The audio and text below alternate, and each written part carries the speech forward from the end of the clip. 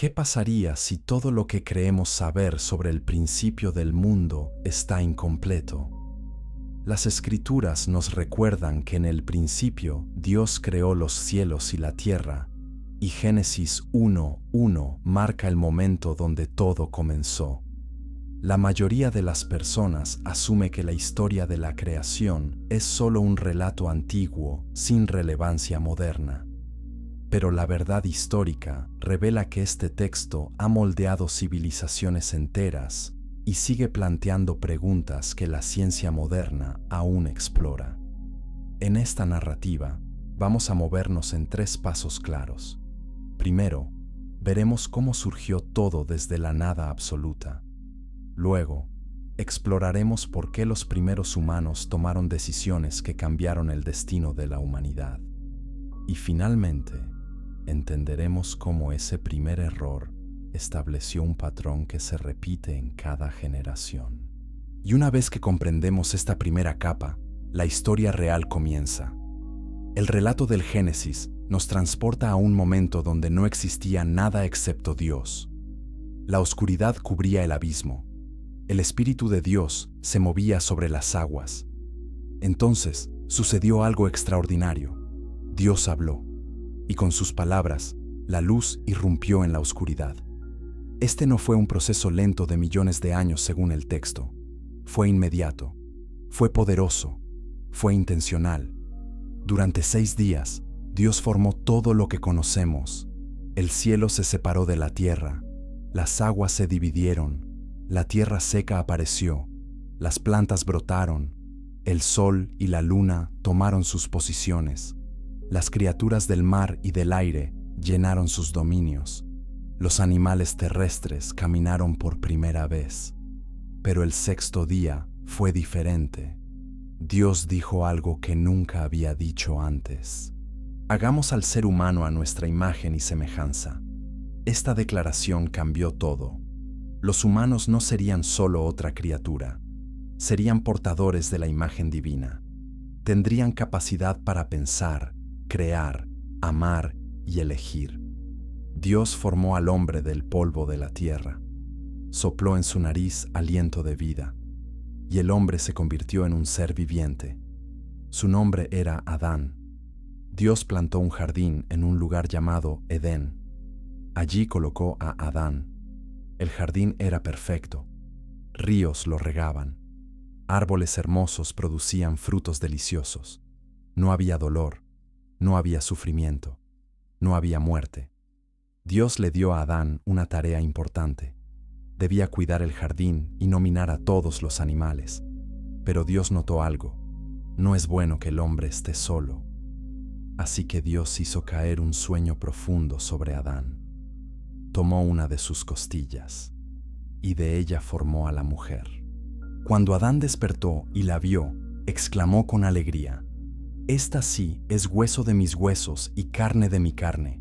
Su nombre sería Eva. Juntos vivirían en armonía perfecta con Dios y con la creación. Pero había una regla, una sola prohibición en medio de toda esa libertad. Dios les dijo que podían comer de cualquier árbol del jardín, excepto uno.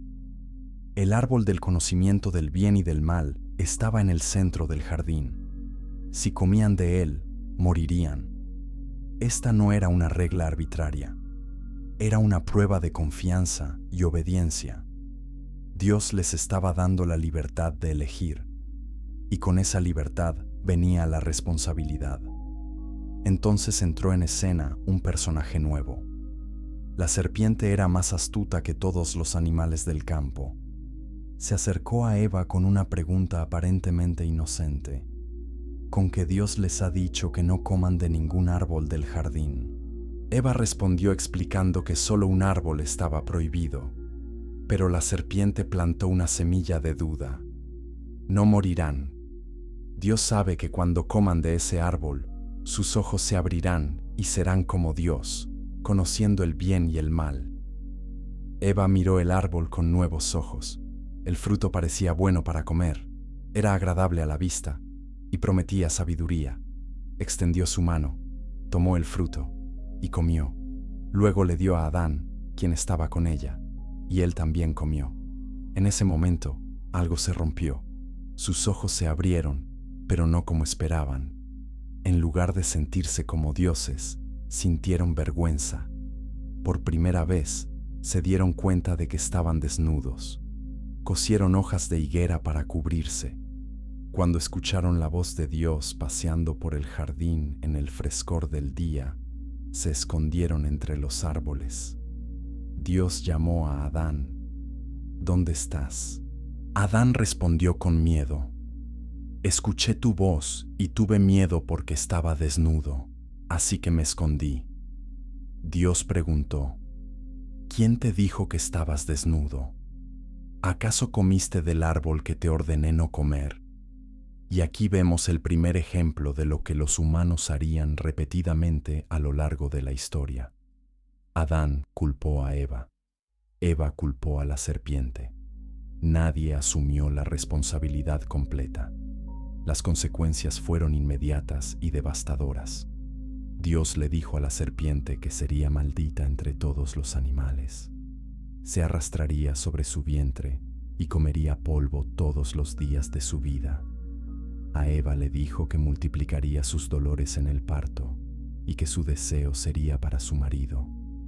A Adán le declaró que la tierra sería maldita por su causa. Comería de ella con dolor todos los días de su vida. Produciría espinos y cardos. Trabajaría con el sudor de su frente hasta que volviera al polvo del cual fue formado. Pero en medio del juicio hubo un destello de esperanza. Dios prometió que la descendencia de la mujer aplastaría la cabeza de la serpiente. Esta fue la primera promesa de redención, la primera indicación de que Dios no abandonaría a la humanidad a pesar de su rebelión. Dios hizo túnicas de pieles para Adán y Eva, cubriendo su desnudez con el primer derramamiento de sangre registrado en la historia. Luego, Dios los expulsó del jardín del Edén. Colocó querubines y una espada de fuego que se movía en todas direcciones para guardar el camino al árbol de la vida. La humanidad había perdido su hogar, había perdido su inocencia, había perdido su comunión directa con Dios. Pero lo que vendría después sería aún más oscuro. Adán y Eva tuvieron hijos fuera del jardín. El primero se llamó Caín, que significa adquirido. El segundo fue Abel, que significa aliento o vapor. Caín trabajaba la tierra, Abel pastoreaba ovejas. Llegó el tiempo en que ambos trajeron ofrendas a Dios. Abel ofreció las primicias de su rebaño con sus grasas. Caín trajo del fruto de la tierra. Dios miró con agrado a Abel y su ofrenda, pero no miró con agrado a Caín y su ofrenda. La Escritura no explica completamente por qué, pero sugiere que tenía que ver con la actitud del corazón. Caín se enfureció, su rostro decayó. Dios le advirtió, ¿por qué estás enojado? Si haces lo bueno, ¿no serás aceptado? Pero si no haces lo bueno, el pecado está a la puerta acechando. Su deseo es dominarte, pero tú debes dominarlo. Esta fue una advertencia clara. Una oportunidad para que Caín eligiera el camino correcto. Pero Caín no escuchó. Invitó a su hermano Abel al campo, y allí, lejos de los ojos de sus padres, Caín se levantó contra Abel y lo mató. Este fue el primer asesinato, el primer derramamiento de sangre humana. El pecado que había entrado por la desobediencia ahora se manifestaba como violencia fratricida. Dios le preguntó a Caín, ¿dónde está tu hermano Abel? Y Caín respondió con otra pregunta cínica, ¿soy yo acaso el guardián de mi hermano? Pero la sangre de Abel clamaba desde la tierra. Dios pronunció juicio sobre Caín. Sería errante y vagabundo en la tierra. La tierra no volvería a darle su fuerza. Caín protestó, diciendo que su castigo era demasiado grande para soportarlo. Temía que cualquiera que lo encontrara lo mataría. Así que Dios puso una señal sobre Caín para que nadie que lo hallara lo matara. Y Caín salió de la presencia de Dios y habitó en la tierra de Nod, al oriente de Edén. Lo que vemos en estos primeros capítulos de la historia humana es un patrón. La desobediencia lleva a consecuencias. El orgullo lleva a la violencia. La rebelión contra Dios resulta en separación de Dios. Pero también vemos que Dios no abandona a su creación. A pesar del pecado, Dios continúa interactuando con la humanidad. Continúa ofreciendo oportunidades de arrepentimiento. Y lo que viene después mostrará hasta dónde está dispuesto a llegar para redimir lo que se perdió en ese jardín. Capítulo 2. Pactos y promesas. De Noé a Abraham. ¿Alguna vez te has preguntado por qué Dios destruiría casi toda la vida en la tierra y luego haría una promesa de nunca hacerlo de nuevo? Génesis 6:5.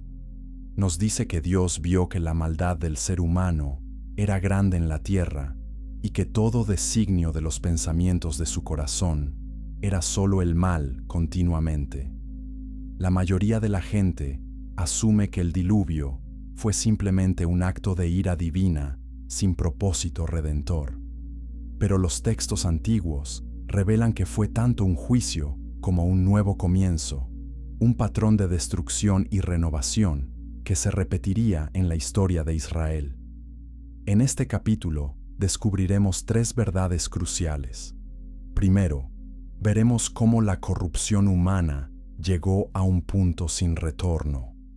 Segundo, exploraremos cómo un hombre justo salvó a la humanidad de la extinción total. Y tercero, entenderemos cómo Dios estableció un pacto eterno que cambió las reglas del juego. Y una vez que comprendemos esta capa, las promesas de Dios adquieren un significado completamente nuevo. Después de Caín y Abel, Adán y Eva tuvieron otro hijo llamado Set. A través de Set, continuó la línea de la humanidad que invocaría el nombre del Señor. Pero con el paso de las generaciones, algo terrible sucedió. Génesis registra que los hijos de Dios vieron que las hijas de los hombres eran hermosas y tomaron para sí mujeres de entre todas las que les gustaron. Este pasaje ha generado debates teológicos durante siglos. ¿Quiénes eran estos hijos de Dios? ¿Ángeles caídos? ¿Descendientes de Set? La respuesta cambia la interpretación de lo que sucedió después. Lo que sí sabemos es que la tierra se llenó de violencia. La maldad humana se multiplicó, y Dios se arrepintió de haber hecho al ser humano en la tierra. Le dolió en su corazón.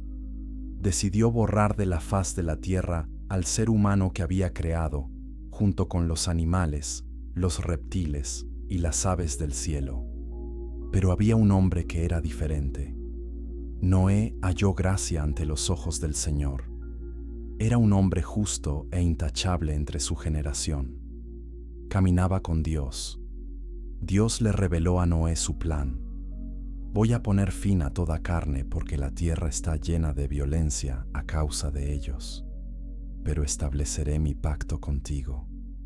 Dios le dio instrucciones precisas. Debía construir un arca de madera de gofer. Las dimensiones eran específicas: 300 codos de largo, 50 de ancho y 30 de alto. Tendría 3 pisos, una puerta en el costado y una ventana en la parte superior. Noé debía traer a su familia y parejas de cada animal, de todo ser viviente, para preservar la vida en la tierra. Imagina el ridículo que Noé debió enfrentar, construyendo un barco gigante en tierra seca, predicando sobre un diluvio que nadie había visto. Durante años trabajó en esa tarea, mientras el mundo continuaba en su maldad. Pero Noé obedeció. Hizo todo exactamente como Dios le ordenó. Cuando el arca estuvo completa, Dios le dijo que entrara con toda su familia. 7 días después, Las fuentes del gran abismo se rompieron, las compuertas del cielo se abrieron, y llovió sobre la tierra 40 días y 40 noches. Las aguas cubrieron toda la tierra. Subieron 15 codos por encima de las montañas más altas. Todo ser viviente que respiraba fue destruido. Solo quedaron Noé y los que estaban con él en el arca. Las aguas prevalecieron sobre la tierra 150 días. Pero Dios se acordó de Noé y de todos los animales que estaban con él en el arca. Hizo soplar un viento sobre la tierra y las aguas comenzaron a decrecer. El arca reposó sobre los montes de Ararat. Noé esperó. Envió un cuervo que iba y venía. Luego envió una paloma que regresó porque no encontró lugar donde posarse. Esperó 7 días más y volvió a enviar la paloma. Esta vez regresó con una hoja fresca de olivo en su pico. Noé supo que las aguas habían disminuido. Esperó otros 7 días. Envió la paloma nuevamente. Esta vez no regresó. La tierra se había secado. Cuando salieron del arca, lo primero que hizo Noé fue construir un altar al Señor. Tomó de todo animal limpio y de toda ave limpia y ofreció holocaustos. El aroma agradó al Señor, y Dios hizo una promesa solemne. No volveré a maldecir la tierra por causa del ser humano, ni volveré a destruir todo ser viviente como he hecho. Mientras la tierra permanezca, no cesarán la siembra y la siega, el frío y el calor, el verano y el invierno, el día y la noche. Dios estableció un pacto con Noé y con toda la creación. Como señal del pacto, puso su arco en las nubes. Cada vez que apareciera el arco iris, Dios recordaría su pacto eterno. Esta promesa no dependía de la bondad humana. Era un compromiso unilateral de Dios, un regalo de gracia que la humanidad no merecía. Pero la historia no termina con un final feliz perfecto. Noé plantó una viña, bebió del vino y se embriagó. Quedó desnudo en su tienda. Su hijo Cam lo vio y se lo contó a sus hermanos. Pero Sem y Jafet tomaron un manto, caminaron hacia atrás y cubrieron la desnudez de su padre sin mirarlo. Cuando Noé despertó y supo lo que había hecho su hijo menor, pronunció una maldición sobre Canaán, hijo de Cam, y bendiciones sobre Sem y Jafet. Este incidente tendría repercusiones en las relaciones entre las naciones descendientes de estos 3 hijos. Las generaciones se multiplicaron nuevamente, pero otra vez el orgullo humano surgió. Los descendientes de Noé dijeron: «Vamos, edifiquemos una ciudad y una torre cuya cúspide llegue hasta el cielo. Hagámonos un nombre para no ser dispersados sobre la faz de toda la tierra». Este proyecto en la tierra de Sinar representaba la rebelión colectiva contra el mandato de Dios de llenar la tierra. Querían unidad humana sin Dios. Querían gloria propia sin dependencia divina. Dios descendió para ver la ciudad y la torre, y dijo: «He aquí, son un solo pueblo con un solo idioma, y esto es lo que han comenzado a hacer. Ahora nada de lo que se propongan hacer les será imposible. Vengan, descendamos y confundamos allí su lengua para que nadie entienda el lenguaje del otro». Así Dios los dispersó desde allí sobre la faz de toda la tierra y dejaron de edificar la ciudad. Por eso se llamó Babel, porque allí confundió el Señor el lenguaje de toda la tierra. Después de Babel, las naciones se dividieron según sus familias y lenguas. Entre estos pueblos dispersos, Dios eligió a un hombre para un propósito especial. Su nombre era Abram, que más tarde sería Abraham. Vivía en Ur de los Caldeos con su familia. Su padre Taré decidió mudarse a la tierra de Canaán, pero se establecieron en Harán. Allí murió Taré. Entonces Dios le habló a Abram con una palabra que cambiaría la historia. «Vete de tu tierra, de tu parentela y de la casa de tu padre a la tierra que te mostraré. Haré de ti una nación grande. Te bendeciré. Engrandeceré tu nombre, y serás una bendición. Bendeciré a los que te bendigan. Maldeciré a los que te maldigan. Y en ti serán benditas todas las familias de la tierra. Esta promesa tiene 3 componentes: tierra, descendencia y bendición para todas las naciones. Abraham tenía 75 años cuando salió de Harán. Tomó a su esposa Sarai y a su sobrino Lot. Llevaron todas sus posesiones y las personas que habían adquirido en Harán. Partieron hacia la tierra de Canaán. Cuando llegaron, Dios se apareció a Abraham y le dijo: «A tu descendencia daré esta tierra». Abraham edificó allí un altar al Señor, pero la promesa parecía imposible. Sarai era estéril, no tenían hijos, y Abraham ya era anciano. ¿Cómo podría convertirse en padre de muchas naciones sin descendencia? Años pasaron. La fe de Abraham fue probada repetidamente. Hubo hambre en la tierra y bajó a Egipto. Tuvo conflictos con Lot sobre los pastos. Rescató a Lot cuando fue capturado en una guerra entre reyes. Y siempre la pregunta permanecía: ¿cuándo cumpliría Dios su promesa? Dios volvió a hablarle a Abraham en una visión: «No temas, Abraham. Yo soy tu escudo y tu recompensa será muy grande». Pero Abraham respondió con honestidad brutal: «Señor Dios, ¿qué me darás si sigo sin hijos y el heredero de mi casa es Eliezer de Damasco?» Dios lo llevó afuera y le dijo: «Mira ahora al cielo y cuenta las estrellas, si puedes contarlas. Así será tu descendencia». Y Abraham creyó al Señor, y Él se lo contó por justicia. Esta declaración es fundamental. La fe de Abraham le fue contada como justicia, no sus obras, no su perfección, sino su confianza en la promesa de Dios. Pero la espera continuó, y en esa espera, Sarai tuvo una idea. Le dijo a Abraham que tomara a su sierva egipcia Agar para tener hijos a través de ella. Abraham estuvo de acuerdo. Agar concibió, y cuando se dio cuenta de que estaba embarazada, comenzó a menospreciar a Sarai. Esto causó conflicto en el hogar. Sarai trató mal a Agar. Agar huyó al desierto. Allí el ángel del Señor la encontró y le dijo que regresara y se sometiera. Le prometió que su descendencia sería tan numerosa que no podría contarse. Su hijo se llamaría Ismael, porque el Señor había oído su aflicción. Ismael nació cuando Abraham tenía 86 años. 13 años más tarde, cuando Abraham tenía 99 años, Dios se le apareció nuevamente. «Yo soy el Dios Todopoderoso. Camina delante de mí y sé perfecto.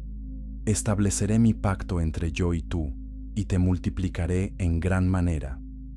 Dios cambió su nombre de Abram, que significa Padre enaltecido, a Abraham, que significa Padre de multitudes. También cambió el nombre de Sarai a Sara, y le prometió que Sara misma tendría un hijo. El pacto sería establecido con Isaac, el hijo que Sara daría a luz. Abraham se rió ante la idea. Un hombre de 100 años tendrá un hijo, y Sara de 90 años dará a luz. Pero Dios confirmó su promesa. Al año siguiente, exactamente como Dios había dicho, Sara concibió y dio a luz un hijo en su vejez. Lo llamaron Isaac, que significa risa. La imposible promesa se había cumplido, y con Isaac, la historia de la redención entraría en una nueva fase que nadie esperaba. Capítulo 3. Hermanos en conflicto. Jacob, Esaú y José. ¿Por qué Dios elegiría al engañador sobre el hijo honesto? Génesis 25:23. Registra que Dios le dijo a Rebeca que 2 naciones estaban en su vientre y que el mayor serviría al menor. La mayoría de las personas asume que Dios bendice solo a los que son moralmente superiores.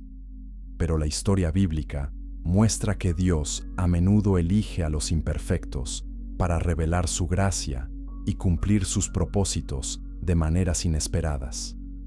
En este capítulo, exploraremos 3 dinámicas familiares que cambiaron naciones.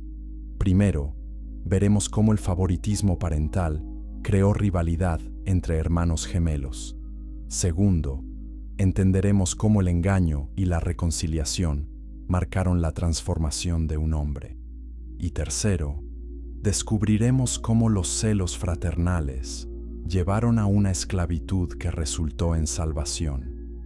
Y una vez que comprendemos estos patrones, las familias disfuncionales de la Biblia nos revelan verdades sobre nosotros mismos. Isaac creció y se casó con Rebeca, una mujer elegida por el siervo de Abraham en un viaje providencial. Durante 20 años, Rebeca fue estéril. Isaac oró al Señor por su esposa, y el Señor escuchó su oración. Rebeca concibió gemelos, pero los niños luchaban dentro de ella. Rebeca consultó al Señor, quien le reveló que 2 naciones estaban en su vientre, que un pueblo sería más fuerte que el otro, y que el mayor serviría al menor. Esta profecía establecería el conflicto que definiría sus vidas. Cuando llegó el tiempo del parto, el primero salió rojizo y todo cubierto de vello. Lo llamaron Esaú. Detrás de él salió su hermano, con su mano agarrada al talón de Esaú. Lo llamaron Jacob, que significa suplantador o el que agarra el talón. Isaac tenía 60 años cuando nacieron. Los niños crecieron. Esaú se convirtió en un hábil cazador, un hombre del campo. Jacob era un hombre tranquilo que prefería quedarse entre las tiendas. Isaac amaba a Esaú porque comía de su casa, pero Rebeca amaba a Jacob. Este favoritismo parental creó tensión. Un día Jacob estaba cocinando un guiso. Esaú regresó del campo exhausto y hambriento. Le rogó a Jacob que le diera de comer de ese guiso rojo. Jacob vio una oportunidad. Te lo daré si me vendes tu primogenitura. Esaú, impulsivo y enfocado solo en su necesidad inmediata, respondió: ¿De qué me sirve la primogenitura si me voy a morir de hambre? Juró y vendió su primogenitura a Jacob por un plato de lentejas y pan. Así Esaú menospreció su primogenitura. Años más tarde, cuando Isaac envejeció y sus ojos se oscurecieron, decidió bendecir a Esaú antes de morir. Le pidió que fuera al campo, cazara algo y le preparara un guiso sabroso. Entonces lo bendeciría. Pero Rebeca escuchó la conversación. Rápidamente llamó a Jacob y tramó un plan. Prepararía el guiso ella misma. Jacob se vestiría con las ropas de Esaú y pondría pieles de cabritos en sus manos y cuello para simular el vello de su hermano.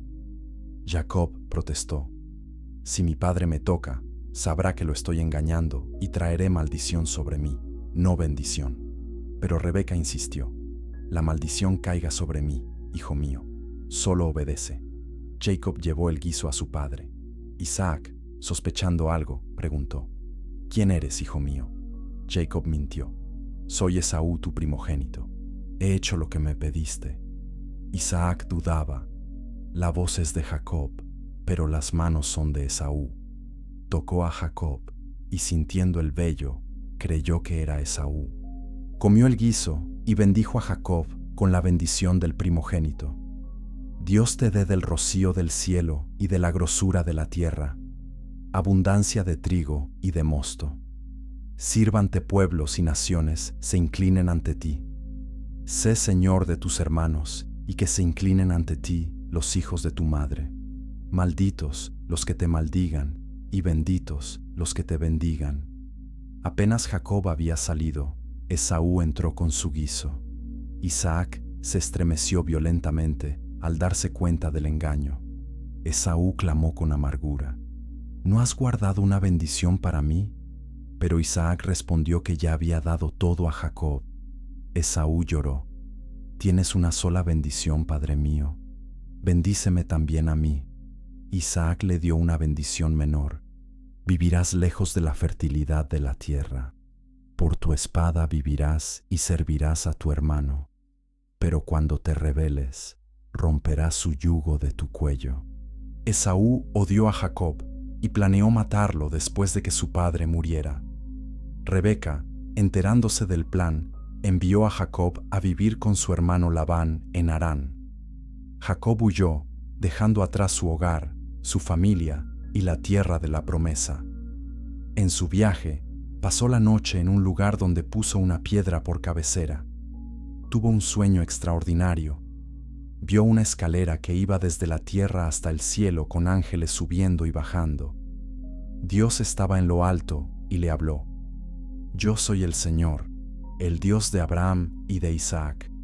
La tierra donde estás acostado te la daré a ti y a tu descendencia. Tu descendencia será como el polvo de la tierra, y en ti y en tu simiente serán benditas todas las familias de la tierra. He aquí, yo estoy contigo. Te guardaré por donde quiera que vayas, y te haré volver a esta tierra. Jacob despertó asombrado. Ciertamente el Señor está en este lugar, y yo no lo sabía. Tomó la piedra que había usado como almohada, la erigió como un pilar y derramó aceite sobre ella. Llamó a aquel lugar Betel, que significa casa de Dios, e hizo un voto. Si Dios está conmigo y me guarda en este viaje, y me da pan para comer y ropa para vestir, y vuelvo en paz a la casa de mi padre, entonces el Señor será mi Dios, y esta piedra que he puesto como pilar será casa de Dios, y de todo lo que me des, te daré el diezmo. Jacob llegó a Harán y se enamoró de Raquel, la hija menor de Labán. Acordó trabajar 7 años por ella, pero después de los 7 años, Labán lo engañó dándole a Lea, su hija mayor, en su lugar. Jacob tuvo que trabajar otros 7 años por Raquel. Durante 20 años, Jacob trabajó para Labán, quien cambió su salario 10 veces. Pero Dios prosperó a Jacob. Tuvo 11 hijos y una hija con sus esposas y sus siervas. Acumuló grandes rebaños. Finalmente, Dios le dijo a Jacob que regresara a la tierra de sus padres. Jacob huyó con su familia y posesiones. Cuando Labán lo persiguió, Dios lo advirtió en un sueño que no le hiciera daño. Después de hacer un pacto con Labán, Jacob continuó su viaje. Pero ahora enfrentaba un problema mayor. Debía encontrarse con Esaú. ¿Todavía querría matarlo? Jacob envió mensajeros adelante con regalos. Cuando le dijeron que Esaú venía con 400 hombres, Jacob se aterró. Dividió su gente y rebaños en 2 grupos pensando que si Esaú atacaba a uno, el otro podría escapar. Esa noche, Jacob se quedó solo, y un hombre luchó con él hasta el amanecer. Cuando el hombre vio que no prevalecía contra Jacob, tocó la coyuntura de su muslo y se dislocó. El hombre dijo: «Déjame ir porque raya el alba». Pero Jacob respondió: «No te soltaré hasta que me bendigas». El hombre preguntó: «¿Cuál es tu nombre?» «Jacob». Y el hombre dijo: «Ya no te llamarás Jacob sino Israel, porque has luchado con Dios y con los hombres, y has prevalecido». Jacob preguntó su nombre, pero el hombre no se lo dijo, solo lo bendijo. Jacob llamó a aquel lugar Peniel, porque dijo: «He visto a Dios cara a cara, y mi vida ha sido preservada». Y salió cojeando de su encuentro con lo divino. Al día siguiente, Jacob vio a Esaú venir con sus 400 hombres. Se postró 7 veces antes de llegar a su hermano, pero Esaú corrió a su encuentro, lo abrazó, se echó sobre su cuello y lo besó. Ambos lloraron. La reconciliación que Jacob temía se convirtió en un abrazo de perdón. Dios había transformado el corazón de ambos hermanos. Jacob se estableció en Canaán. Su hijo favorito era José, nacido de Raquel en su vejez. Jacob le hizo una túnica de muchos colores. Los hermanos de José lo odiaban, porque su padre lo amaba más que a ellos. José tuvo 2 sueños que aumentaron el odio. En el primero, las gavillas de sus hermanos se inclinaban ante la suya. En el segundo, el sol, la luna y 11 estrellas se postraban ante él. Sus hermanos entendieron que significaban que José reinaría sobre ellos, y lo odiaron aún más. Un día Jacob envió a José a ver cómo estaban sus hermanos, que pastoreaban las ovejas lejos. Cuando lo vieron venir, conspiraron para matarlo. Echémoslo en una cisterna y digamos que una fiera lo devoró. Rubén, el mayor, intentó salvarlo sugiriendo que lo echaran en la cisterna sin matarlo, planeando rescatarlo después. Cuando José llegó, le quitaron su túnica y lo echaron en la cisterna vacía. Mientras comían, vieron una caravana de ismaelitas que iba a Egipto. Judá propuso: ¿qué ganamos con matar a nuestro hermano? Vendámoslo a los ismaelitas. Así lo hicieron por 20 piezas de plata. Mataron un cabrito, mojaron la túnica de José en sangre y se la llevaron a su padre. Jacob reconoció la túnica y creyó que una fiera había devorado a José. Hizo duelo por muchos días, negándose a ser consolado. Mientras tanto, José fue vendido en Egipto a Potifar, un oficial de Faraón. Lo que los hermanos habían hecho para mal, Dios lo usaría para bien, de maneras que ninguno de ellos podía imaginar todavía. Capítulo 4. Esclavitud y liberación. Moisés y el Éxodo. ¿Puede un asesino fugitivo convertirse en el libertador de una nación? Éxodo 3:10 registra que Dios le dijo a Moisés desde la zarza ardiente: «Ven ahora, y te enviaré a Faraón para que saques de Egipto a mi pueblo, a los hijos de Israel». La mayoría de las personas asume que Dios llama solo a personas perfectas, con credenciales impecables, para hacer su obra. Pero la historia revela que Dios usa vasijas quebrantadas, personas con pasados oscuros y fallas evidentes, para mostrar que el poder viene de Él, no de nosotros. En este capítulo, descubriremos 3 transformaciones imposibles. Primero, veremos cómo un bebé condenado a muerte se convirtió en príncipe de Egipto. Segundo, exploraremos cómo un pastor del desierto confrontó al imperio más poderoso del mundo antiguo. Y tercero, entenderemos cómo una nación de esclavos se convirtió en el pueblo de Dios. Y una vez que comprendemos esta liberación, toda la historia bíblica cobra un nuevo sentido. Regresemos brevemente a José. En Egipto, José sirvió fielmente a Potifar. El Señor estaba con José y prosperó todo lo que hacía. Pero la esposa de Potifar intentó seducirlo repetidamente. José se negó diciendo que no podía pecar contra Dios traicionando a su amo. Un día, cuando estaban solos en la casa, ella lo agarró por su manto. José huyó dejando el manto en sus manos. Furiosa por el rechazo, ella lo acusó falsamente de intentar violarla. Potifar hizo encarcelar a José. En la cárcel, José interpretó los sueños del copero y del panadero de Faraón. El copero fue restaurado a su posición, tal como José predijo, pero se olvidó de José durante 2 años. Entonces Faraón tuvo 2 sueños perturbadores que ninguno de sus sabios podía interpretar. El copero finalmente recordó a José. Fue traído ante Faraón, interpretó los sueños. 7 años de abundancia vendrían seguidos de 7 años de hambre severa. Faraón debía almacenar grano durante los años buenos para sobrevivir los años malos. Faraón quedó tan impresionado que puso a José a cargo de todo Egipto. Le dio su anillo, ropas finas y una cadena de oro. José tenía 30 años. Durante los años de abundancia, almacenó cantidades inmensas de grano. Cuando llegó el hambre, afectó todas las tierras. Pero en Egipto había alimento. Las personas de todas partes venían a comprar grano a José. La hambre también llegó a Canaán.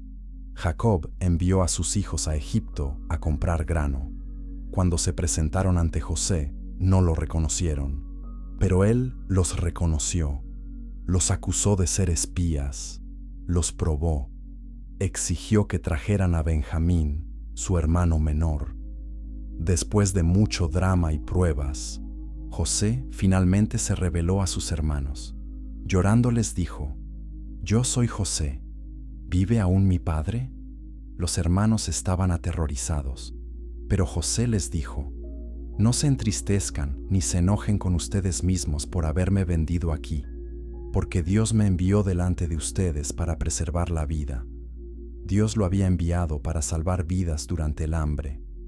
Jacob y toda su familia, 70 personas en total, se mudaron a Egipto. Se establecieron en la tierra de Gosén. José los sustentó durante los años de hambre. Jacob vivió en Egipto 17 años antes de morir. José vivió hasta los 110 años. Antes de morir, hizo jurar a los hijos de Israel que cuando Dios los sacara de Egipto, llevarían sus huesos con ellos. Después de la muerte de José, surgió un nuevo rey en Egipto que no conocía a José. Vio que los israelitas se habían multiplicado enormemente. Dijo a su pueblo: «El pueblo de Israel es más numeroso y fuerte que nosotros. Procedamos astutamente con ellos para que no se multipliquen más. Si viene una guerra, podrían unirse a nuestros enemigos y pelear contra nosotros». Así que pusieron capataces sobre ellos para oprimirlos con trabajos forzados. Los hicieron construir las ciudades de almacenamiento de Pitón y Ramsés. Pero mientras más los oprimían, más se multiplicaban. Los egipcios llegaron a temer a los israelitas. Los hicieron servir con rigor. Amargaron sus vidas con dura servidumbre en barro y ladrillo y toda clase de trabajo del campo. Faraón ordenó a las parteras hebreas que mataran a todos los bebés varones hebreos al nacer. Pero las parteras temían a Dios y no obedecieron. Entonces Faraón ordenó a todo su pueblo que echaran al Nilo a todo hijo varón que naciera a los hebreos. En este contexto de genocidio, nació un bebé. Su madre, de la tribu de Leví, vio que era hermoso y lo escondió durante 3 meses. Cuando ya no pudo ocultarlo más, tomó una canasta de papiro, la calafateó con asfalto y brea, puso al niño dentro y la colocó entre los juncos a la orilla del Nilo. La hermana del bebé se quedó a cierta distancia para ver qué pasaría. La hija de Faraón bajó al río a bañarse, vio la canasta entre los juncos y envió a su criada a traerla. Cuando la abrió, vio al niño llorando. Tuvo compasión de él y dijo: «Este es uno de los niños hebreos». La hermana del bebé se acercó y preguntó si debía llamar a una nodriza hebrea para amamantar al niño. La princesa aceptó. La hermana trajo a la propia madre del bebé. La princesa le pagó para que lo criara. Cuando el niño creció, lo llevó a la hija de Faraón, quien lo adoptó como su hijo. Lo llamó Moisés, que significa sacado, porque dijo: «Lo saqué de las aguas». Moisés creció en el palacio de Faraón con la mejor educación egipcia, pero sabía que era hebreo. Un día, cuando ya era adulto, salió a ver a su pueblo. Vio a un egipcio golpeando a un esclavo hebreo. Miró a todos lados y al no ver a nadie, mató al egipcio y lo escondió en la arena. Al día siguiente salió y vio a 2 hebreos peleando. Le dijo al que estaba en falta: «¿Por qué golpeas a tu compañero?». El hombre respondió: «¿Quién te ha puesto como príncipe y juez sobre nosotros? ¿Piensas matarme como mataste al egipcio?». Moisés se atemorizó al darse cuenta de que su acción era conocida. Cuando Faraón se enteró, trató de matar a Moisés. Pero Moisés huyó de la presencia de Faraón y se fue a vivir a la tierra de Madián. Allí se sentó junto a un pozo. Las 7 hijas del sacerdote de Madián vinieron a sacar agua para abrevar el rebaño de su padre. Unos pastores las echaron. Pero Moisés se levantó, las defendió y dio de beber a su rebaño. Cuando regresaron a casa, su padre Jetro preguntó cómo habían vuelto tan pronto. Le contaron sobre el egipcio que las había ayudado. Jetro lo invitó a quedarse. Moisés aceptó y se casó con Séfora, una de las hijas de Jetro. Tuvieron un hijo llamado Gersón, que significa forastero allí, porque Moisés dijo: forastero soy en tierra extraña. Pasaron muchos años. Moisés pastoreaba el rebaño de su suegro. Un día condujo el rebaño más allá del desierto y llegó a Horeb, el monte de Dios. Allí el ángel del Señor se le apareció en una llama de fuego en medio de una zarza. Moisés vio que la zarza ardía, pero no se consumía. Se acercó para ver aquella gran visión. Cuando el Señor vio que se acercaba, lo llamó desde la zarza: Moisés, Moisés. Él respondió: heme aquí. Dios le dijo: no te acerques. Quita las sandalias de tus pies porque el lugar donde estás es tierra santa. Dios se identificó como el Dios de Abraham, Isaac y Jacob. Moisés escondió su rostro porque temía mirar a Dios. El Señor le dijo: ciertamente he visto la aflicción de mi pueblo que está en Egipto. He oído su clamor a causa de sus capataces. Conozco sus sufrimientos. He descendido para liberarlos de mano de los egipcios y sacarlos de aquella tierra a una tierra buena y espaciosa, una tierra que fluye leche y miel. Ven ahora, y te enviaré a Faraón para que saques de Egipto a mi pueblo. Moisés respondió con excusas: ¿quién soy yo para ir a Faraón y sacar a los hijos de Israel de Egipto? Dios le aseguró: ciertamente yo estaré contigo. Moisés preguntó qué debía responder cuando le preguntaran el nombre de Dios. Dios respondió: yo soy el que soy. Dirás: yo soy me envió a ustedes. Este es mi nombre para siempre. Moisés continuó objetando: no me creerán, no sé hablar bien. Envía a otro. Dios se enojó, pero le dio a su hermano Aarón como portavoz. Moisés regresó a Egipto. Se presentó ante Faraón con el mensaje de Dios: deja ir a mi pueblo para que me celebre fiesta en el desierto. Pero Faraón respondió: ¿quién es el Señor para que yo obedezca su voz? No conozco al Señor ni dejaré ir a Israel. Y aumentó la carga sobre los esclavos hebreos. Entonces comenzaron las plagas: agua convertida en sangre, ranas, piojos, moscas, peste en el ganado, úlceras, granizo, langostas, oscuridad. Cada plaga demostraba el poder de Dios sobre los supuestos dioses de Egipto. Después de cada plaga, Faraón endurecía su corazón y se negaba a dejar ir al pueblo. Finalmente, llegó la 10ª plaga. Dios dijo que moriría todo primogénito en Egipto, desde el primogénito de Faraón hasta el primogénito del esclavo. Pero los israelitas debían sacrificar un cordero sin defecto, poner su sangre en los postes y el dintel de sus puertas, y comer la carne asada esa noche, con hierbas amargas y pan sin levadura. Cuando el ángel de la muerte pasara, vería la sangre y pasaría por alto esa casa. Esta sería la Pascua. A medianoche, el Señor hirió a todo primogénito en Egipto. Hubo gran clamor porque no había casa donde no hubiera un muerto. Faraón llamó a Moisés y a Aarón de noche y dijo: levántense, salgan de en medio de mi pueblo. Vayan, sirvan al Señor como han dicho. Los egipcios instaban al pueblo a salir rápidamente. Los israelitas salieron de Egipto, 600,000 hombres de a pie, sin contar niños, después de 430 años en esa tierra. El éxodo había comenzado, y lo que venía después desafiaría toda lógica humana. Capítulo 5. La conquista y los jueces, Josué y la tierra prometida. ¿Cómo puede un pueblo nómada sin ejército permanente conquistar ciudades fortificadas.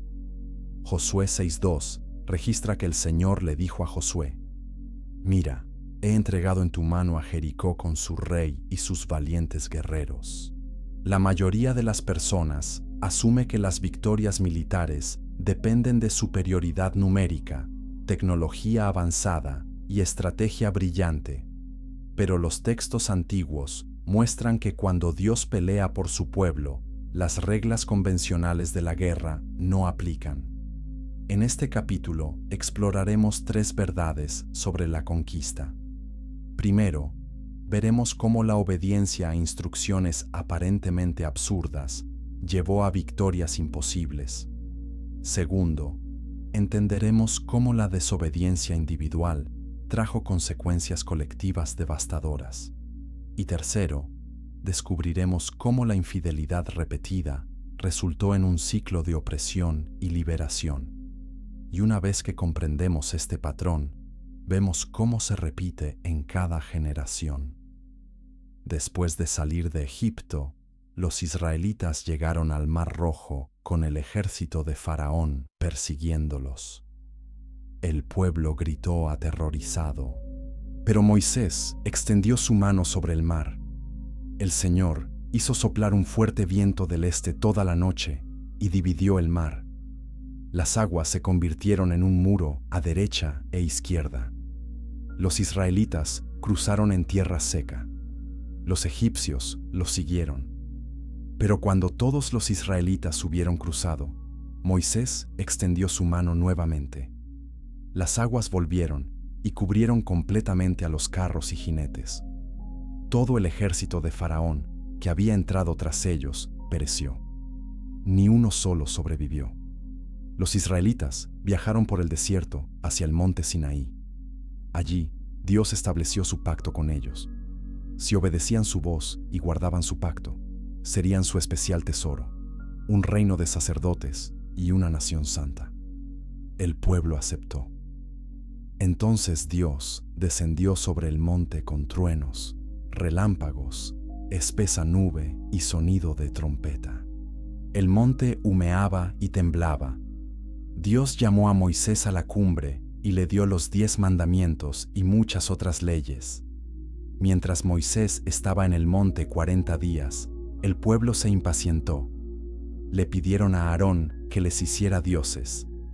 Aarón recogió sus aretes de oro, los fundió y formó un becerro de oro. El pueblo dijo: «Estos son tus dioses, Israel, que te sacaron de Egipto». Adoraron al becerro. Cuando Moisés descendió y vio esto, se enfureció. Arrojó las tablas de piedra que Dios había escrito, rompiéndolas. Destruyó el becerro de oro. Intercedió por el pueblo para que Dios no los destruyera completamente. Dios perdonó al pueblo, pero declaró que no entraría en medio de ellos porque los consumiría por su rebelión. Moisés volvió a subir al monte. Dios escribió nuevamente los 10 mandamientos en tablas de piedra. Dio instrucciones detalladas para la construcción del tabernáculo, un santuario portátil donde su presencia moraría. El pueblo construyó el tabernáculo exactamente según las especificaciones divinas. Cuando lo terminaron, la gloria del Señor lo llenó. Los israelitas viajaron desde el Sinaí hacia la tierra prometida. Llegaron a Cades Barnea en la frontera de Canaán. Moisés envió 12 espías, uno de cada tribu, para reconocer la tierra. Pasaron 40 días explorando. Regresaron con un racimo de uvas tan grande que 2 hombres lo llevaban en un palo. Reportaron que la tierra fluía leche y miel. Pero 10 de los espías dijeron que los habitantes eran gigantes, que las ciudades estaban fortificadas y que ellos se veían como langostas comparados con ellos. Solo Josué y Caleb dijeron: «Subamos y tomemos posesión de ella, porque ciertamente la conquistaremos». El pueblo se aterró. Se rebelaron contra Moisés. Dijeron que hubiera sido mejor morir en Egipto o en el desierto. Propusieron elegir un líder que los llevara de regreso a Egipto. Josué y Caleb rasgaron sus vestiduras y les suplicaron que no se rebelaran contra el Señor. Si el Señor se agrada de nosotros, nos llevará a esa tierra y nos la dará. No teman al pueblo de la tierra. El Señor está con nosotros. Pero la congregación habló de apedrearlos. Entonces la gloria del Señor apareció. Dios dijo a Moisés que destruiría al pueblo y haría de Moisés una nación más grande. Pero Moisés intercedió nuevamente.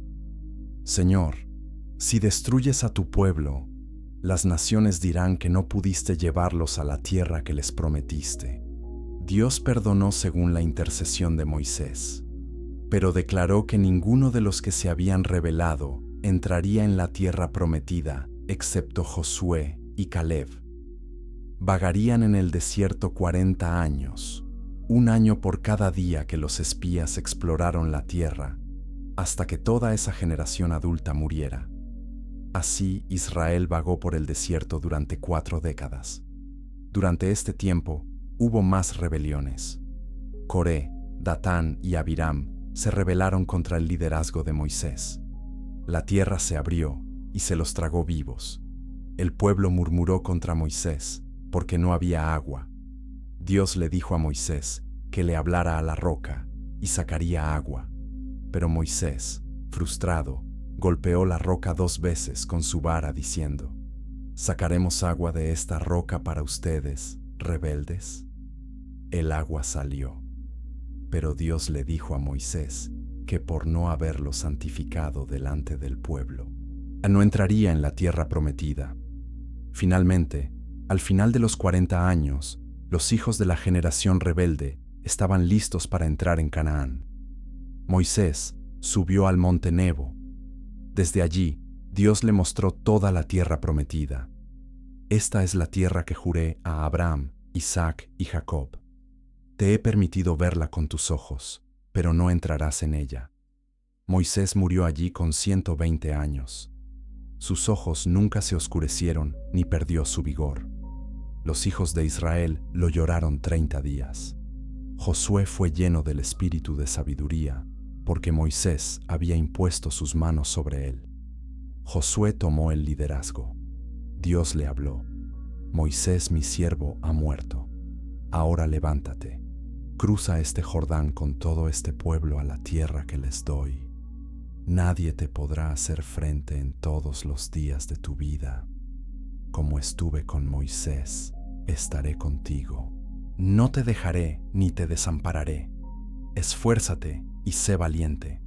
Solamente esfuérzate y sé muy valiente para cuidar de hacer conforme a toda la ley que Moisés mi siervo te mandó. No te apartes de ella, ni a la derecha ni a la izquierda, para que tengas éxito donde quiera que vayas». Josué envió 2 espías a reconocer Jericó. Se alojaron en la casa de una prostituta llamada Rahab. El rey de Jericó se enteró y envió hombres a buscarlos. Pero Rahab los escondió en el techo entre tallos de lino. Les dijo a los soldados que los hombres ya se habían ido. Después, Rahab les dijo a los espías: «Sé que el Señor les ha dado esta tierra. Hemos oído cómo el Señor secó las aguas del Mar Rojo delante de ustedes. Nuestros corazones se derritieron de miedo. El Señor su Dios es Dios arriba en los cielos y abajo en la tierra». Los espías prometieron salvar a Rahab y su familia cuando conquistaran Jericó si ella los mantenía a salvo. El pueblo de Israel acampó junto al Jordán. El río estaba desbordado porque era tiempo de cosecha. Dios le dijo a Josué que cuando los sacerdotes que llevaban el arca del pacto metieran sus pies en el agua, el río se detendría. Así sucedió. Los sacerdotes se pararon en medio del Jordán, sobre tierra seca, mientras toda la nación cruzaba. Luego, el río volvió a fluir. Era un recordatorio del cruce del Mar Rojo 40 años antes. El Señor le dijo a Josué: «Hoy he quitado el oprobio de Egipto de sobre ustedes». Los israelitas celebraron la Pascua en la tierra prometida. Al día siguiente, el maná cesó. Ahora comerían del fruto de la tierra. Josué se encontró con el comandante del ejército del Señor, quien le dijo que se quitara las sandalias porque estaba en Tierra Santa. Era el mismo mensaje que Moisés había recibido en la zarza ardiente. Jericó estaba completamente cerrada por causa de los hijos de Israel. Nadie entraba ni salía. Dios le dio a Josué instrucciones extrañas. Marchen alrededor de la ciudad una vez al día durante 6 días con 7 sacerdotes, llevando trompetas de cuerno de carnero delante del arca. El 7º día, marchen alrededor de la ciudad 7 veces con los sacerdotes tocando las trompetas. Cuando oigan el sonido largo de la trompeta, todo el pueblo gritará con gran voz, y el muro de la ciudad caerá. Josué y el pueblo obedecieron exactamente. Durante 6 días marcharon en silencio. El 7º día, después de la 7ª vuelta, los sacerdotes tocaron las trompetas. Josué dijo: «Griten, porque el Señor les ha dado la ciudad». El pueblo gritó, y los muros se derrumbaron. Los israelitas tomaron la ciudad. Solo Rahab y su familia fueron salvados porque había escondido a los espías. Sin embargo, un hombre llamado Acán tomó del botín dedicado a Dios, lo cual estaba prohibido. Cuando Israel atacó la pequeña ciudad de Jai, fueron derrotados. Josué se postró ante el Señor preguntando por qué. Dios le dijo: «Israel ha pecado, han tomado del anatema. No me levantaré contigo hasta que quites el anatema de en medio de ti». Acán fue identificado, confesó su pecado. Él y su familia fueron ejecutados. Luego Israel conquistó Jai. Josué continuó conquistando la tierra. Derrotó a coaliciones de reyes en el sur y el norte. La Escritura dice que Josué tomó toda la tierra conforme a todo lo que el Señor había dicho a Moisés. La repartió por heredad a Israel según sus divisiones tribales, y la tierra descansó de la guerra. Pero la conquista no fue completa. Muchos cananeos permanecieron en la tierra, y esto causaría problemas en las generaciones futuras. Antes de morir, Josué reunió a todo Israel. Les recordó todo lo que Dios había hecho por ellos. Les advirtió que si se apartaban del Señor y servían a dioses ajenos, Él traería sobre ellos calamidad. Josué les dijo: «Escojan hoy a quién van a servir, pero yo y mi casa serviremos al Señor». El pueblo respondió: «Nosotros también serviremos al Señor porque Él es nuestro Dios».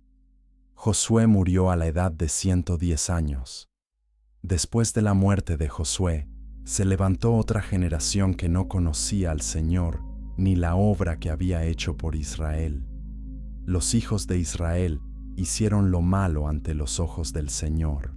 Sirvieron a los Baales, abandonaron al Señor Dios de sus padres, siguieron a otros dioses de los pueblos que los rodeaban, se postraron ante ellos y provocaron a ira al Señor. El Señor los entregó en manos de saqueadores, los vendió en manos de sus enemigos. Estaban en gran angustia. Entonces el Señor levantó jueces que los libraban de mano de los que los saqueaban. Pero ni aun a sus jueces escuchaban. Se prostituían yendo tras otros dioses. Cuando el Señor les levantaba un juez, el Señor estaba con el juez y los libraba durante todos los días del juez. Pero cuando el juez moría, volvían atrás y se corrompían más que sus padres. Este fue el ciclo del libro de Jueces: rebelión, opresión, clamor, liberación, paz, y luego rebelión otra vez. Y lo que vendría después mostraría que Israel necesitaba algo más que jueces temporales. Capítulo 6. Reyes y profetas. Saúl, David y Salomón. ¿Puede un reino terrenal realmente representar el gobierno de Dios? Primera de Samuel 8:7 registra que el Señor le dijo a Samuel: «Escucha la voz del pueblo, porque no te han rechazado a ti, sino a mí me han rechazado para que no reine sobre ellos. La mayoría de las personas asume que tener líderes visibles es siempre mejor que confiar en lo invisible. Pero la historia de la monarquía israelita revela que los reyes humanos traen tanto gloria como tragedia, éxito y fracaso, bendición y maldición. En este capítulo exploraremos 3 reinados que definieron a Israel. Primero, veremos cómo el rey elegido por el pueblo terminó en desastre. Segundo, descubriremos cómo un pastor se convirtió en el rey conforme al corazón de Dios a pesar de sus fallas. Y tercero, entenderemos cómo el rey más sabio terminó en necedad por abandonar la sabiduría misma. Y una vez que comprendemos estos patrones, vemos las lecciones sobre poder, orgullo y obediencia. Durante el tiempo de los jueces, hubo un hombre llamado Elcana, cuya esposa, Ana, era estéril. Ana oraba con amargura pidiendo un hijo. Prometió que si Dios le daba un varón, lo dedicaría al Señor todos los días de su vida. Dios escuchó su oración. Ana concibió y dio a luz un hijo llamado Samuel, que significa escuchado por Dios. Cuando el niño fue destetado, Ana lo llevó al tabernáculo en Silo y lo dejó con el sacerdote Elí para que sirviera al Señor. Samuel creció en el tabernáculo. Los hijos de Elí eran malvados, profanaban las ofrendas y se acostaban con las mujeres que servían a la entrada del tabernáculo. Elí los reprendía débilmente, pero no los detenía. Una noche, cuando Samuel era joven, escuchó una voz llamándolo. Pensó que era Elí. Corrió a él 3 veces, pero Elí finalmente entendió que era el Señor quien llamaba. Le dijo a Samuel que respondiera: «Habla, Señor, porque tu siervo escucha». Dios le reveló a Samuel que juzgaría la casa de Elí por el pecado de sus hijos. Samuel creció y el Señor estaba con él. Todo Israel reconoció que Samuel era un profeta del Señor. Durante una batalla contra los filisteos, el arca del pacto fue capturada y los hijos de Elí murieron. Cuando Elí escuchó la noticia, cayó de su silla, se rompió el cuello y murió. Había juzgado a Israel 40 años. Los filisteos llevaron el arca a la ciudad de Asdod y la pusieron en el templo de su dios Dagón. A la mañana siguiente, la estatua de Dagón había caído postrada ante el arca. La pusieron de pie. Al día siguiente, Dagón había caído nuevamente y su cabeza y manos estaban cortadas. Además, los habitantes de cada ciudad donde ponían el arca sufrían tumores. Después de 7 meses, los filisteos devolvieron el arca a Israel con ofrendas de oro. Samuel reunió a todo Israel y les dijo: «Si se vuelven al Señor con todo su corazón, quiten los dioses extraños de entre ustedes, dirijan su corazón al Señor y sírvanle solo a Él». El pueblo se arrepintió. Samuel juzgó a Israel durante muchos años. Cuando envejeció, puso a sus hijos como jueces, pero sus hijos no anduvieron en sus caminos. Se desviaban tras las ganancias, aceptaban sobornos y pervertían la justicia. Los ancianos de Israel se reunieron y le dijeron a Samuel: «Mira, tú has envejecido y tus hijos no andan en tus caminos. Ahora ponnos un rey que nos juzgue como tienen todas las naciones».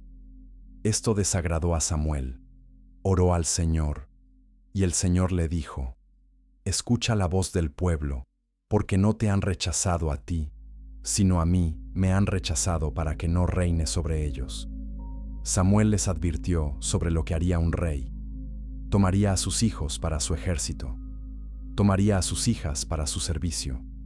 Tomaría sus campos, viñas y olivares. Tomaría la 10ª parte de sus rebaños, y ellos clamarían a causa de su rey. Pero el pueblo insistió: «Queremos un rey como todas las naciones». Dios le dijo a Samuel que les diera un rey. Había un hombre de Benjamín llamado Saúl, hijo de Cis. Era joven y apuesto. De los hombros para arriba sobrepasaba a cualquiera del pueblo. Saúl iba buscando las asnas perdidas de su padre cuando llegó a Samuel. Dios le había revelado a Samuel que vendría el hombre que ungirían como rey. Samuel ungió a Saúl en privado. Luego lo presentó públicamente al pueblo. Cuando lo presentaron, Saúl se había escondido entre el equipaje. Lo trajeron, y cuando estuvo en medio del pueblo, era más alto que todos. Samuel dijo: «Ven al que el Señor ha elegido. No hay nadie como él entre todo el pueblo».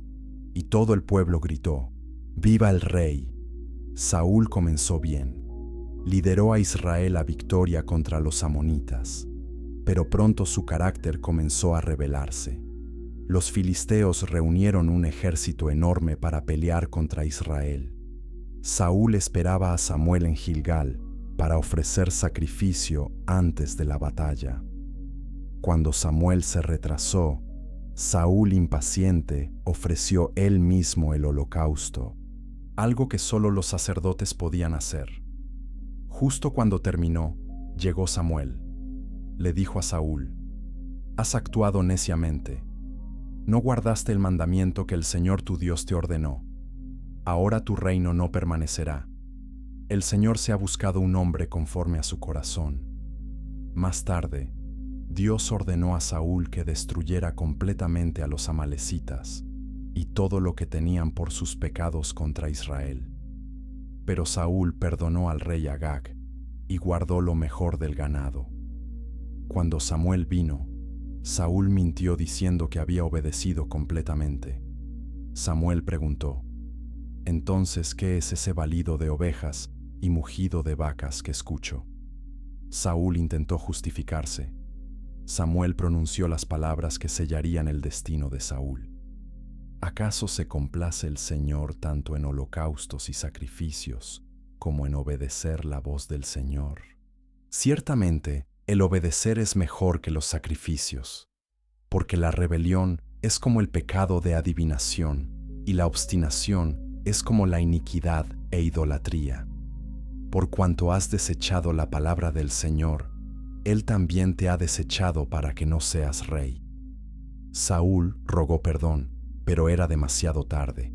Samuel le dijo: «El Señor ha rasgado hoy de ti el reino de Israel y lo ha dado a un prójimo tuyo que es mejor que tú».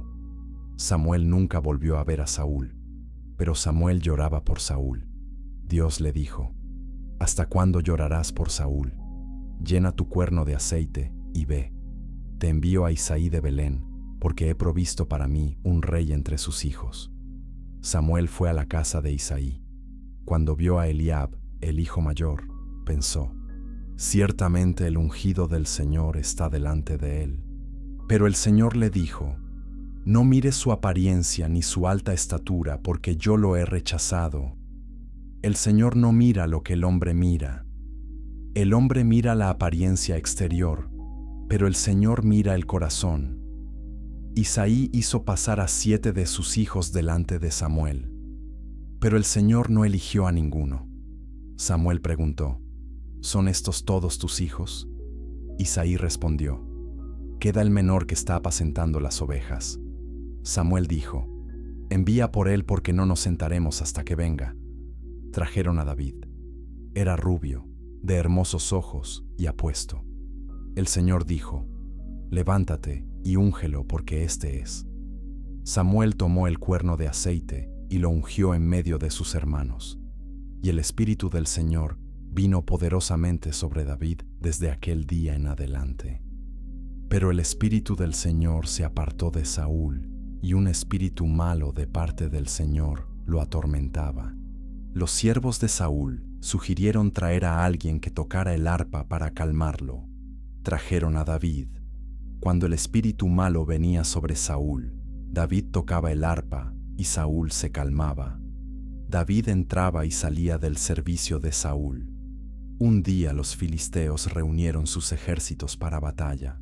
Tenían un campeón llamado Goliat de Gat, que medía 6 codos y un palmo, casi 3 metros.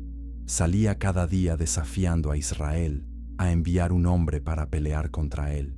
Saúl y todo Israel tenían miedo. David vino al campamento a llevar comida a sus hermanos. Escuchó el desafío de Goliat. Preguntó qué se haría por el hombre que matara al filisteo.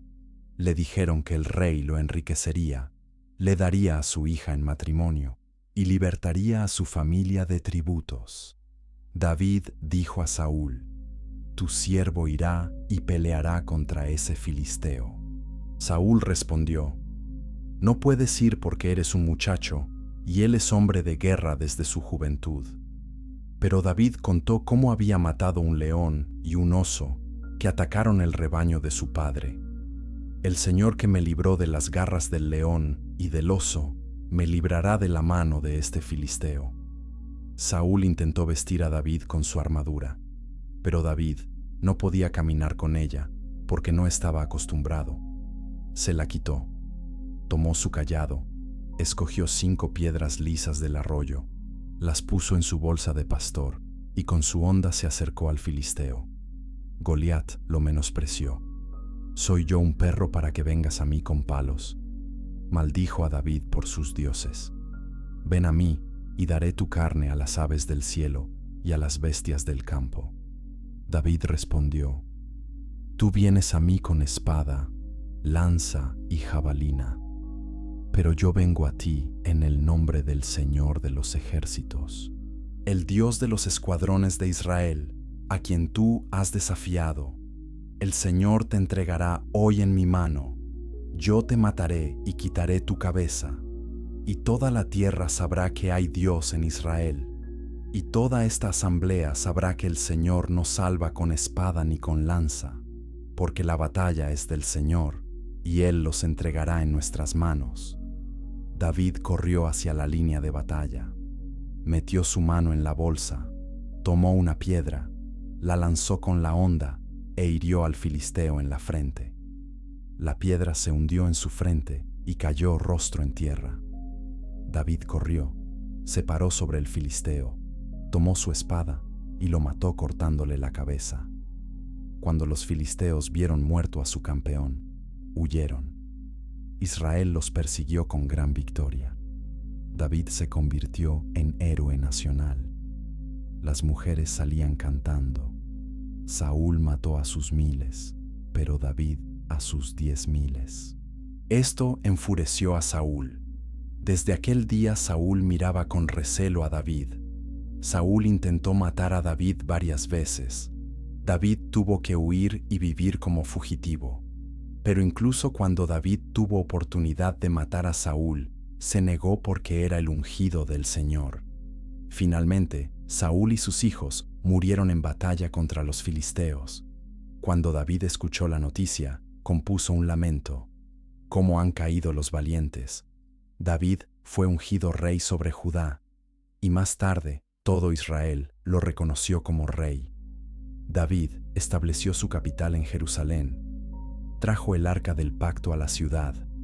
Dios le prometió que su trono sería establecido para siempre. Pero ni siquiera el rey, conforme al corazón de Dios, era perfecto. Y lo que vendría después mostraría cuán profundas pueden ser las caídas desde las alturas del éxito. Capítulo 7. La división y el exilio. Caída de los reinos. ¿Cómo puede una nación elegida por Dios terminar en ruinas y exilio? Segundo de Reyes 17:18 registra: «Por tanto, el Señor se airó en gran manera contra Israel y los quitó de su presencia, y no quedó sino solo la tribu de Judá». La mayoría de las personas asume que la bendición de Dios es permanente e incondicional una vez otorgada. Pero la historia demuestra que la infidelidad persistente, la injusticia social y la idolatría desenfrenada eventualmente agotan la paciencia divina, incluso con el pueblo elegido.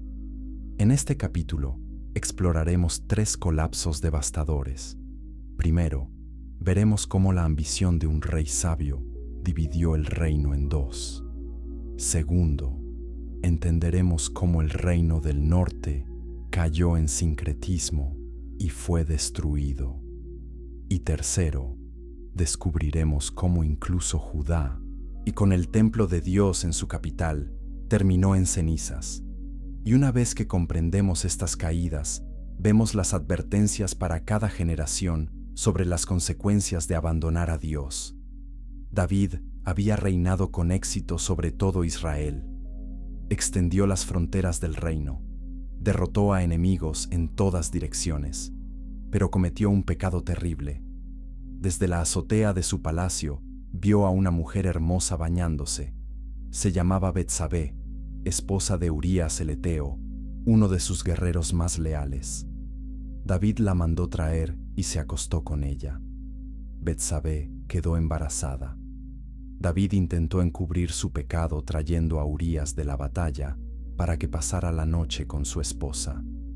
Pero Urías se negó a ir a su casa mientras el arca y los ejércitos de Israel estaban en el campo. Así que David ordenó que pusieran a Urías en el frente de la batalla más reñida y que se retiraran de él para que muriera. Urías fue muerto. David tomó a Betsabé como su esposa. El profeta Natán vino a David con una parábola. Un hombre rico con muchas ovejas tomó la única oveja de un hombre pobre para preparar comida para un visitante. David se enfureció. Ese hombre merece morir. Natán le dijo: Tú eres ese hombre. Has despreciado la palabra del Señor haciendo lo malo ante sus ojos. Mataste a Urías con la espada de los amonitas y tomaste su esposa. Por tanto, la espada nunca se apartará de tu casa. David confesó: He pecado contra el Señor.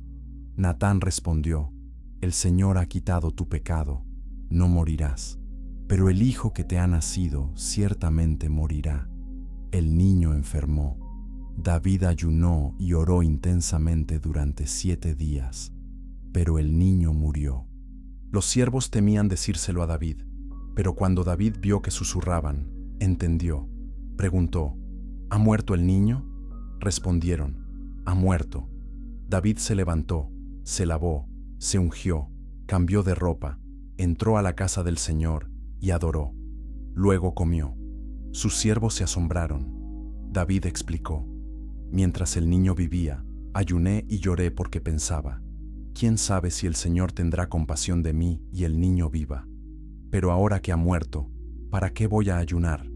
¿Podré hacerlo volver? Yo iré a él, pero él no volverá a mí. David consoló a Betsabé y se unió a ella. Ella dio a luz un hijo. Lo llamaron Salomón, y el Señor lo amó. Pero las consecuencias del pecado de David continuaron.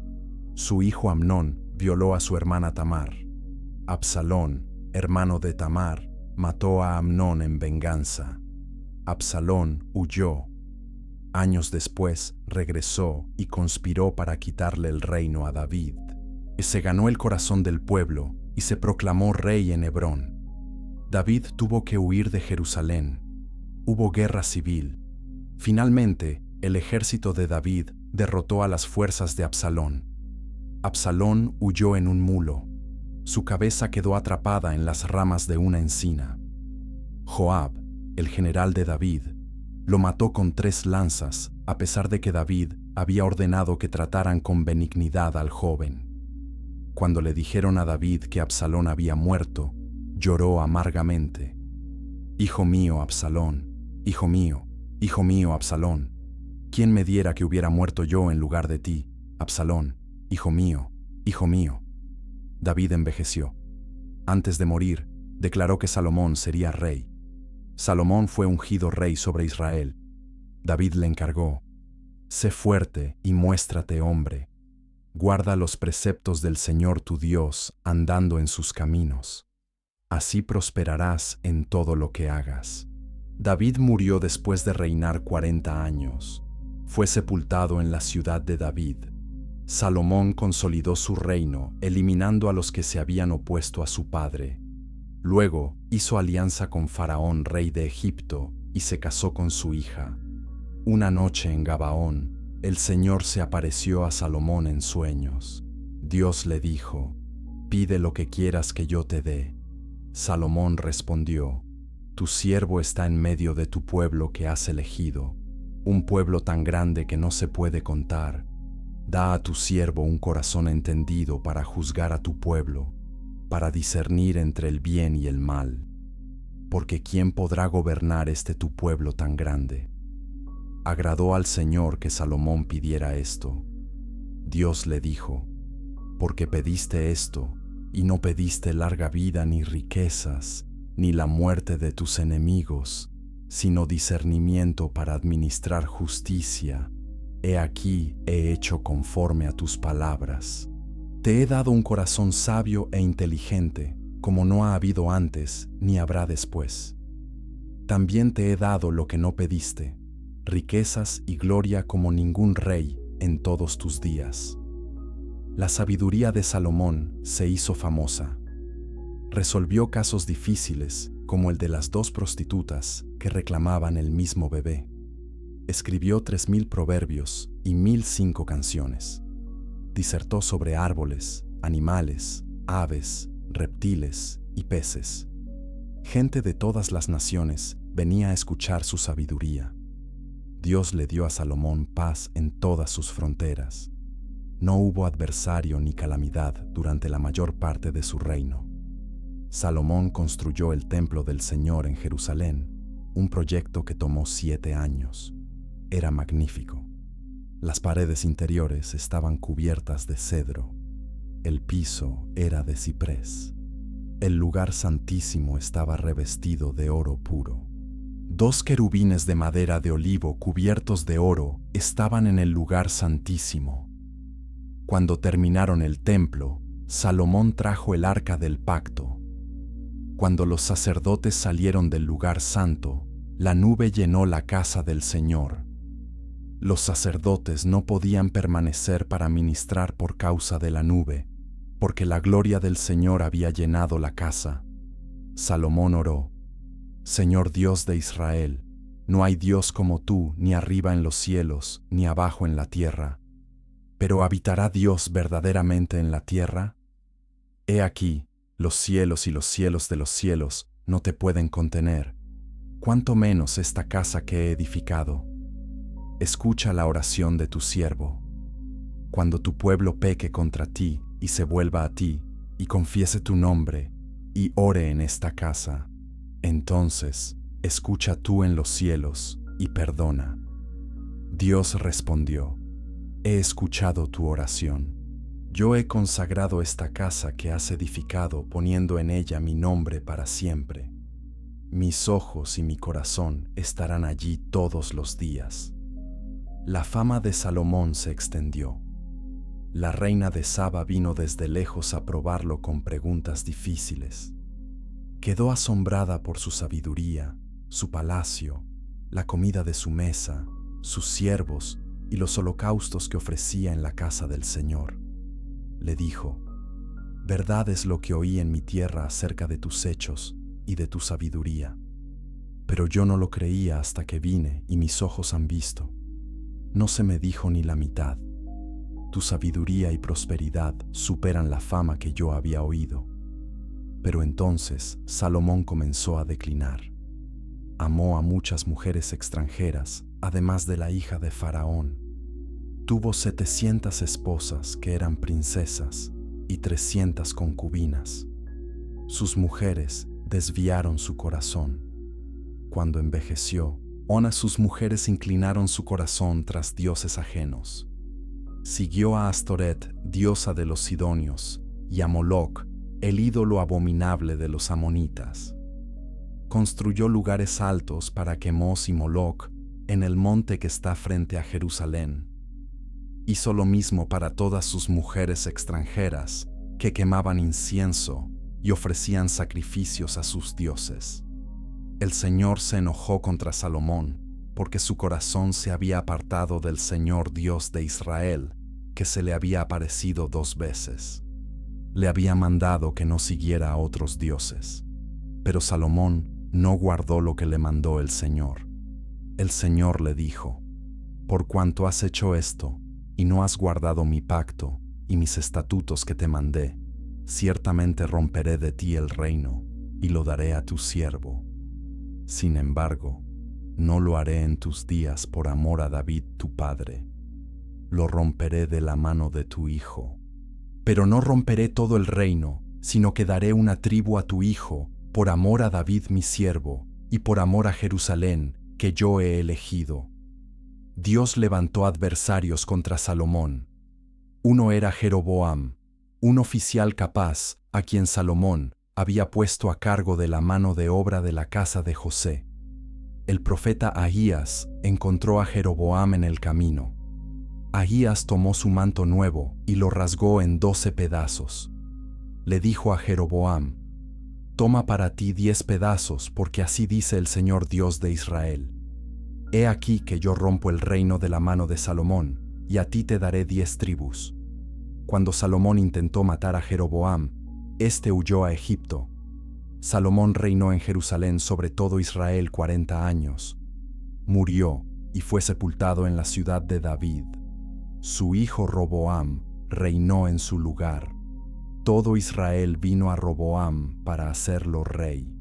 Pero primero le pidieron que aligerara el duro yugo que Salomón había puesto sobre ellos. Roboam consultó a los ancianos que habían servido a su padre. Le aconsejaron que fuera amable con el pueblo. Pero Roboam rechazó su consejo y consultó a los jóvenes que habían crecido con él. Le dijeron que fuera más duro que su padre.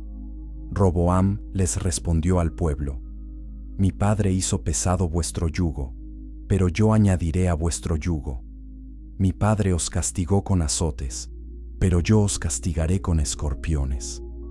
Cuando todo Israel vio que el rey no los escuchaba, respondieron: «¿Qué parte tenemos en David? A tus tiendas, Israel. Ahora mira por tu propia casa, David». Así Israel se rebeló contra la casa de David hasta hoy. Solo la tribu de Judá permaneció fiel a la casa de David. Cuando Roboam envió a Adoram, quien estaba a cargo de los tributos, todo Israel lo apedreó hasta que murió. Roboam subió apresuradamente a su carro para huir a Jerusalén. El reino se había dividido, y lo que vendría después sería una espiral descendente de idolatría, injusticia y juicio que terminaría en destrucción total para ambos reinos.